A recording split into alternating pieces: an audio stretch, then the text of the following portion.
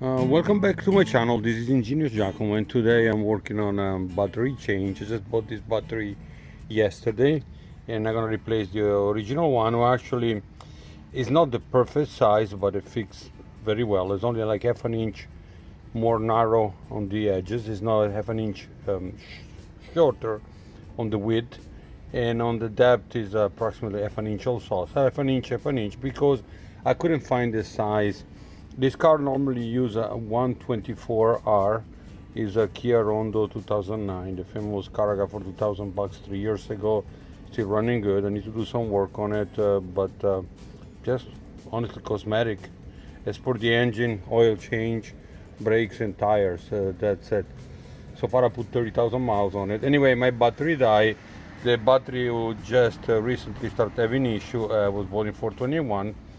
I do remind you, those batteries back then I think it was 59 $49, 50 bucks, yeah. Now 54, they went up. Now they are $59.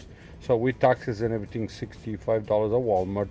I normally do it myself because Walmart you got to wait forever for them to do it. So I just grab the battery and just swap it. That's it. And normally I return it for a core, but I had an old battery from my Honda. The size didn't matter. It was a smaller one, but they took it, so no need to go back. And I'm gonna keep this one. Now, one of the real start with a couple of things. Number one thing, I had a little jumper here, the Royal. It was sold the BJ's, I think originally $89. I got it on sale for $59. Couldn't beat it. 49 or 59. It was $40 off. So I think it was like around 50 bucks or 59. But the good thing about it comes with a separate like a little module. You see now it's blinking. The moment I hook it up to the battery, it turns steady green. If you get up wrong, it shows you red. So you cannot really mess it up. You can go only one way, and this thing is fully charged. Let me see, I got to press it to turn it on. It does also, yeah, I just fully charge it. You can set the pressure for it. So it has a built-in inflator, built-in power bank, and what I like that's the inflator. And to turn it off, you hold this down, but it doesn't need to be on for the little jumper to work. You just plug the jumper in and it comes separately. So now another important thing is this one, the meter.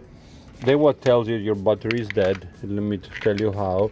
See, my car was struggling to start, and normally what happened, the battery is good, but the elements shorted out, so they touch each other, so there is no longer the right voltage. And I was right. In this case, I have only 7 volts. So the battery is not really dead, but there isn't enough energy for the car to. It's not amps, it's just not enough voltage. The amps are missing too, because some of the battery is actually no longer doing its job. So this battery, it is shot. It was a 421. We are now in December 2022, so a year and a half. And it comes with only 1 year warranty, but lasts me a year and a half, so I'm happy. And the other one, the previous one, lasts me like over 3 years with a $50 battery. I pay $49.99. So the most important thing, see, I'm going to 24F. As long as the polarity is correct, that where my plus goes, my minus goes. It normally is a reverse polarity. They call it R. So the 124R was not available. If it was a lot more money. I went with the 24F, was in stock at Walmart for 59 bucks, and I have no issue whatsoever. Then I'm gonna put back my straps, and it fits. It's just a little gap there and a little gap there, but not enough to. We're gonna clean it. Not enough to cause any problems. See, the battery is moving a little, but minimum. So only half an inch on each side. So I'm losing like 50 instead of 630, 650 cranking amp. I have 585, and I don't care. It is not up north where you really need any cranking amp. You can. In Florida, most of the time, it's just batteries die because the heat and the weather. Okay, so let me get started on the exchange. I'm gonna show you about the little jumper. So now let me try to start the car with the old battery.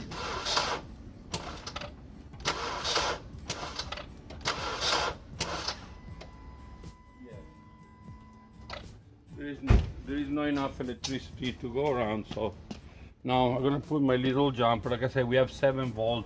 This one is 12 because it's brand new. It's gonna probably be a little higher once it's charged. It was sitting on the shelf. And the one I got, the new one, it was actually manufactured 1122. So technically less than a month ago. So it's a very fresh battery. That's a good thing about it. They sell some anywhere that pretty much they'll not be sitting on a shelf for years. Now I'm seeing my battery here is blinking and my little charger is blinking. Now it's turned to steady green.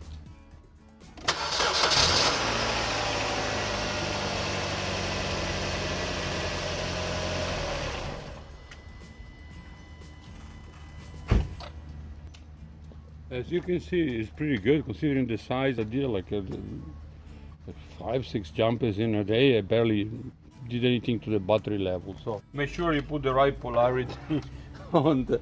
I thought it was protective, but anyway, always the red on the plus and the black on the minus.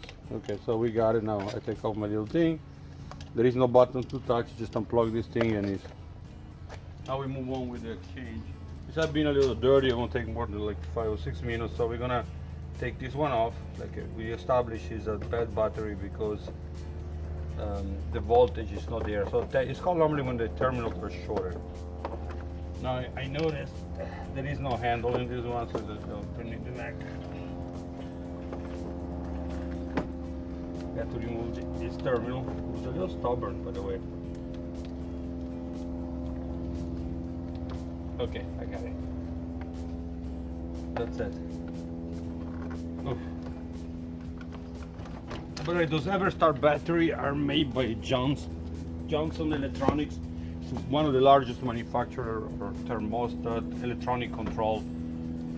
I think Johnson Controls. Yeah. Anyway, yeah.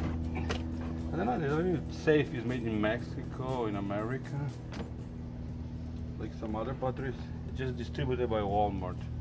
I presume Mexico. I don't know where. So that's it. I'm gonna clean my terminal later. As my plus, as my minus.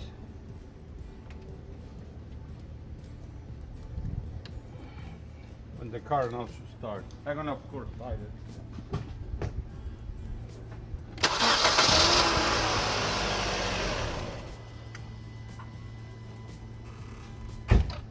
So that was it. The whole operation then took no more than 5 minutes, and I think now it's going to show me a 12 volt versus the 7 I had before. Yeah, 11, but it's not. It's also one. I don't know the calibration of this one, but it's 12 volt for sure. Got to check it with another meter. Give me 12. So anyway, this battery is good. It's changed. Did it myself. Took me less than, I would say, 10 minutes. And I did a lot quicker, and I have the old battery as a spare for some projects because it still works. It's just giving me only 7 volts instead of 12. Thank you again for watching.